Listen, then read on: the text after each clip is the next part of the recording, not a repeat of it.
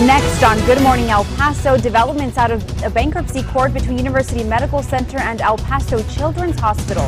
The arguments that took place in Austin and what the two hospitals still disagree on. How does someone get pulled over for not signaling and end up dead in 3 days? Plus, the latest in the case of Sandra Bland, the head of state police in Texas, now saying the trooper was justified in arresting her. And nearly dozens of volunteers are expected to surge in Arizona Park this weekend in hopes of finding a missing Las Cruces woman. And what experts are saying this morning about newly discovered airplane parts and how it may shed light into what caused the missing Malaysia plane to go down. Live, where news comes first. From the Mesilla Valley and Las Cruces to El Paso and the borderland. This is ABC 7's Good Morning El Paso.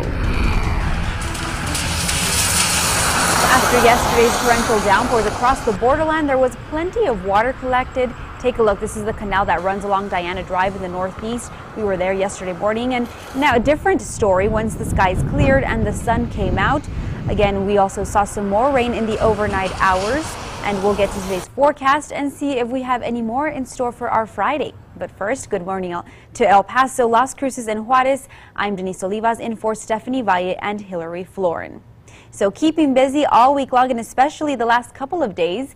Meteorologist Crystal Cly, she's standing by because we saw some of those storms move over the borderland overnight again, Crystal. Yes, we did. We still had that chance of rain in the forecast, and we certainly tapped into it again. It has been one of those monsoon seasons where we're just busy out there. On our clouds and radar map right now, still rain moving through this morning. That's the third morning in a row. We don't see this quite as often, so it's always fun morning for us when we get to talk some rain, especially when it's this kind of rain. This is that light to moderate rain. It's not going to affect your driving conditions other than that heads up that roads are wet, but we're not dealing with flooding concerns. There's no watches or warnings out. Right now, the rain has moved out of El Paso County. It's moving out currently from Las Cruces. You see, we're just now looking at that last edge of the rain showers, and it's weakening as well. It's actually starting to weaken over Deming, but still rain steadily falling there. There may be some very minor street flooding on those streets that are maybe low or dipping. Those areas could see some bigger puddles as a result of the rain moving through, but it is coming to a close this morning. Then those chances of rain will increase again in the afternoon. We're talking a limited increase, 10–20%, not looking like a great hit of rain in today's forecast. As for your temperatures outside, here's some of our WeatherNet sites. These are sponsored by Mattress Firm. 69 degrees, the temperature up at Mesilla Valley Christian Schools. We're at 74 here at the KVIA studios and 73 at Loma Terrace Elementary School. We had that rain move through overnight, but I am yet to receive any reports from viewers or from the National Weather Service of the official totals. You can send those to weather@KVIA.com if you have one of those official reporting stations. We'd love to get the numbers because yesterday we had all those reports come in. Las Cruces up to 2 inches of rain. Doesn't look like we got that overnight this morning, but we did get some more showers. We're going to take a look at radar from what happened overnight, and we'll also talk chances of rain into this weekend coming up. All right, Crystal, thank you for that. Officials with both University Medical Center and El Paso Children's Hospital met again in bankruptcy court. This hearing was held in Austin, but it was televised inside El Paso's federal courthouse, and ABC 7 was there. Judge Christopher Mott ruled that Children's has to pay $150,000 a month to UMC for rent and another $1.2 million a month for services. The El Paso taxpayers should know that this means the cash that UMC is spending on behalf of Children's will be reimbursed. And that's not what dominated most of the hearing, though. The big disagreement is rent. UMC says Children's never paid it. Children says it never agreed to. We'll get to what the former board chair, Sam Legate of El Paso Children's, had to say about it coming up during our second half hour of Good Morning El Paso.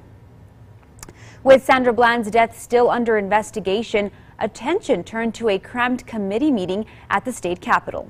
This is another tool, another mechanism for us to be able to talk about a community, a marginalized community that feels like their voices aren't being heard.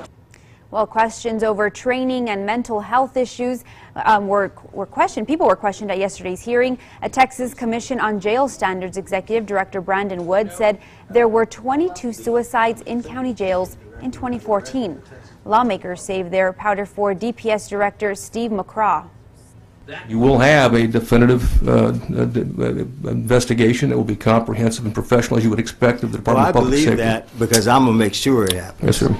Well, you and 179 other or 180 other members. I am the chair of this committee, and that's why we had this hearing, and I'm independently elected, and I'm going to make sure it happens.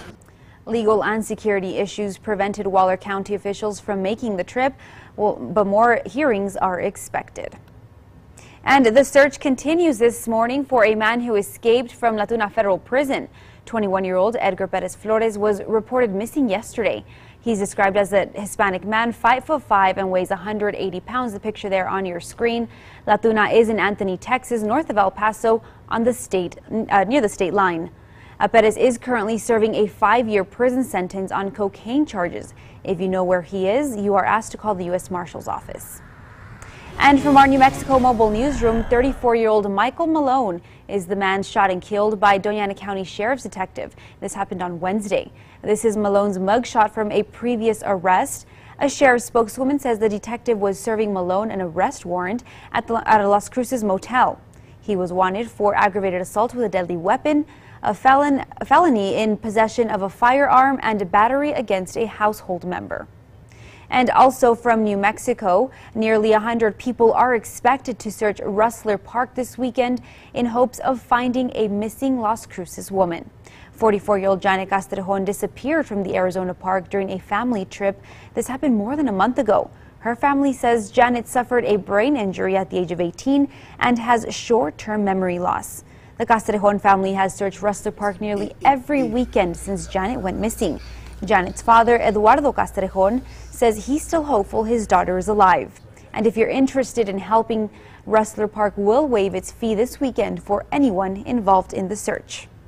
And new this morning, 2 men are dead after a single-engine plane crashed near the airport in Truth or Consequences.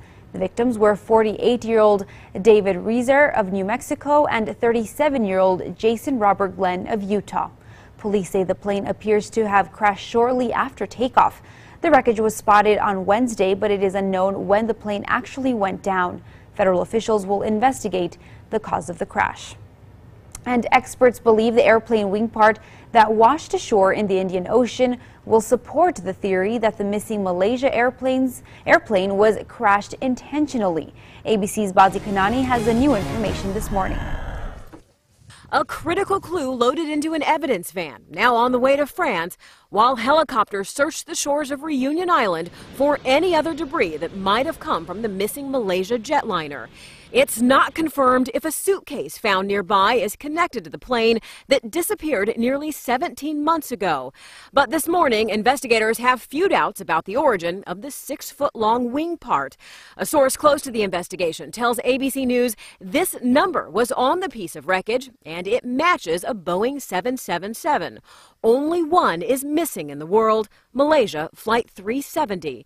The newly discovered wing part is called a flaperon, used to help the plane turn and to slow it down for landing. Its condition leading experts to believe someone was alive and at the controls of Flight 370 when it crashed. It must have landed in the water at slow speed, because if it had hit at very high speed, this flaperon would have been just a ball of metal. The floating flaperon was found at least 2,600 miles from the search area for the plane.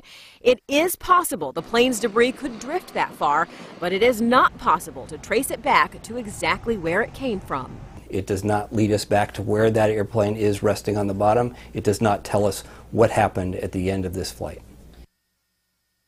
Experts say until the rest of the wreckage is found, especially the black boxes, the grieving families of the 239 people on board will keep waiting for answers. Bazi Kanani, ABC News, Washington. And now it's time to take a look at the TxDOT traffic cams. Morning commute right now, time 6:09. Things looking pretty good. Not too busy just yet in this part of I-10, but of course we know that builds up as the morning commute continues, but looking pretty good at this hour. A longtime El Paso tourist attraction will soon be closing forever. But it's not the end of saddle blankets and souvenirs. ABC 7's Andrew J. Polk is live with the details. Good morning, Andrew. Yeah, good morning, Denise. You won't be able to get into El Paso Saddle Blanket anymore as the business closes its doors today, but it's not exactly going away either. Selling everything from kitschy souvenirs to home decor and even freeze-dried piranhas and, of course, saddle blankets. El Paso Saddle Blanket has long been a place to get some iconic Southwest-style items, and with the doors closing today, there will be an auction of the remaining merchandise this Saturday. It will be an all-day affair with plenty still up for grabs. Basically, we have a lot of good items still remaining. Of course, we've been selling them, and we'll close the doors as far as just regular sales the 31st on Friday. And then viewing at 8:30 in the morning, and the auction starts at 10 o'clock Saturday morning. We still have a lot of fabulous furniture pieces. And if you can't make it but still really need rustic furniture, don't worry, you'll still have a chance to get that or a saddle blanket in the future. The company still plans to do wholesale business and offer goods on its websites, and you can find the link over at KVIA.com. Denise? All right, Andrew, thank you for that. The time now 6:10 on your clock. Still ahead, improving the quality of life in El Paso will apparently take longer than expected, what city officials are now saying.